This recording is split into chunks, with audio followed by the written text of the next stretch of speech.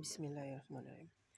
আমরা প্রজেক্ট ম্যানেজমেন্টের পঞ্চম অধ্যায়ে আমরা শিখছিলাম ডায়াগ্রাম বা EON নেটওয়ার্ক নির্ণয়। তো আজকে আমরা শিখবো ফাইন্ড পাথ বা ক্রিটিক্যাল পাথ নির্ণয়। তো পার্ট 1 এর যেই আমরা চিত্রটা বা ডায়াগ্রামটা ইউজ করছিলাম ওইটারে ইউজ করব। এখানে আমার অ্যাক্টিভিটি আর প্রিডিসিসর দেওয়া ছিল, তো ওটা থেকে আমরা ডায়াগ্রামটা আঁকছিলাম। তো ডায়াগ্রামটা যদি না দেখা থাকেন আগের ভিডিওটা দেখে নিয়েন।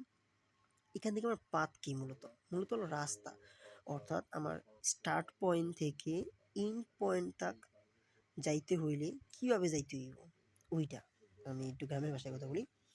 তাইলে এখানে যেমন এ এ থেকে আমি সি, সি থেকে এইচ এবং এইচ থেকে জে যেতে পারি। এখানে অ্যারো চিহ্ন দিবেন সবগুলা, আমি অ্যারো চিহ্ন দিই না, সবগুলো অ্যারো চিহ্ন দিবেন। আবার এ থেকে আমি ডি এ যাইতে পারি, ডি থেকে এইচ, এইচ থেকে আই, আই থেকে জে। তো জে থেকে তো পরে অটোমেটিক ইন্ট। তাহলে এ থেকে তো আর কোনো রাস্তা নেই, এই দুটা রাস্তা হয়ে গেছে।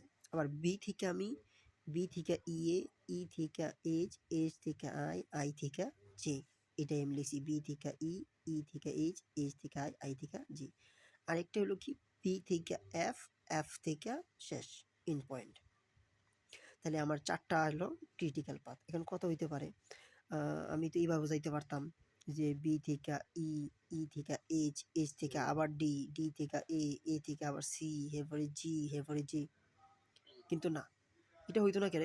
কারণ আমরা সামনের দিকে ফরওয়ার্ড হয়ে যেতে পারবো, পিছনের দিকে আসতে পারবো না। যেমন বি থেকে ই, ই থেকে এইচ, এইচ থেকে আমি ডি এ যেতে পারবো না, এইচ থেকে আমার সামনে দিয়ে বের হইতে হইব। এই জন্যই আমার এই চারটা রাস্তায় আসছে, বেশি আসে নাই।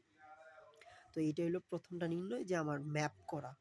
তো ম্যাপ করার মাধ্যমে আমার পাথ নির্ণয় করলাম। এবার ২ নম্বর যে কাজ, এখানে ডিউরেশন দেওয়া আছে, টাইম ডেইজে দেওয়া আছে, অর্থাৎ এ থেকে এ এর যে মধ্যবর্তী সময় ওখানে ৪, বি এর সময় হলো ৬, প্রত্যেকটা সময় দেওয়া আছে। তাহলে আমি এখানে সময়গুলো লিখি, এ এর সময় ৪, বি এর সময় ৬, তারপর সি এর সময় ৬, ডি এর সময় ৪, এভাবে লিখতে থাকি। তাহলে আমি এখানে প্রত্যেকটা সময় উপরে লিখছি, অর্থাৎ এই থেকে আমি যখন এই কাজটা সম্পূর্ণ শেষ কইরা অন্য একটা কাজের কাছে যামু, তার আগে আমার ৪ দিন সময় এই এর কাছে ব্যয় করতে হইব। তো আমার এই স্টার্ট পয়েন্ট থেকে এন্ড পয়েন্ট তাক যাইতে হইলে কোন ঘরে কতটুকু সময় লাগবো, মানে কোন রাস্তায় কতটুকু সময় লাগবো, এটা হিসাব করার কথা ছিল আমাদের। আর ক্রিটিক্যাল মানে সবচেয়ে ব্যস্ততম সময় বা দীর্ঘ সময় কোনটা, ইজি পাথ হলো সবচেয়ে সহজতম পাথ কোনটা।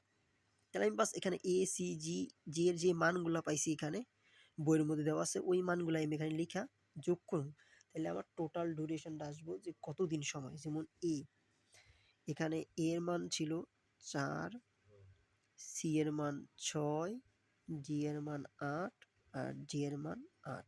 তাহলে এখানে টোটাল এলো কত, ৮ আর ১৬, ৬ ২২, ৪ ২৬।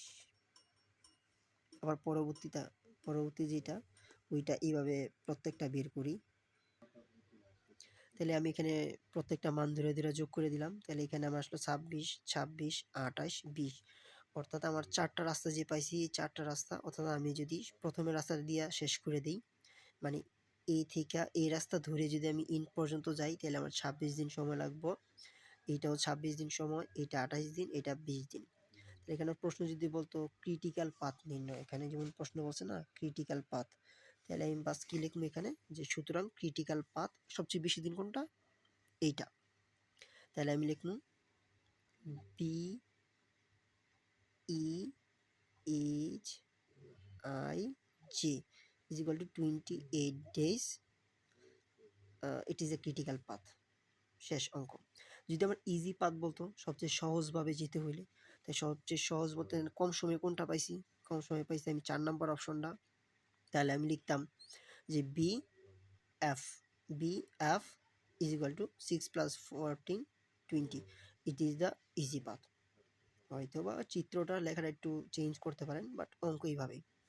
তাহলে আমাদের প্রত্যাশিত অনুযায়ী ডায়াগ্রাম বা A1 নেটওয়ার্ক শেষ, এবং ফাইন্ড পাথ বা ক্রিটিক্যাল পাথ বা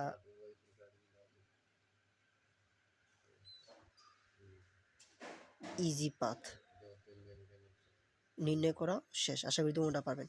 পরীক্ষার প্রশ্ন হইতে পারে যে সবসময় কি আমার এই সম্পূর্ণ কইরা আসতে হইব কিনা? না। পরীক্ষায় যদি আমার ডায়াগ্রাম দেওয়া থাকে আর যদি বলে ক্রিটিক্যাল পাথ নির্ণয়, তাহলে আমি পাথ নির্ণয় এগুলা লিখমু। লিখা প্রশ্নে তো আমার টাইম দেওয়াই থাকবে। ওই টাইমগুলো এখানে লিখা শুধু লিখে দিমু যে এটাই ক্রিটিক্যাল পাথ। এতটুকু। অর্থাৎ আমি শুরু থেকে শেষ পর্যন্ত স্টেপ শিখিয়ে দিলাম। যেখান থেকে প্রশ্ন আমার এখান থেকেও আসতে পারে, এখান থেকেও আসতে পারে। যেখান থেকে প্রশ্ন আসবো তার পরবর্তীগুলা করতে হইব।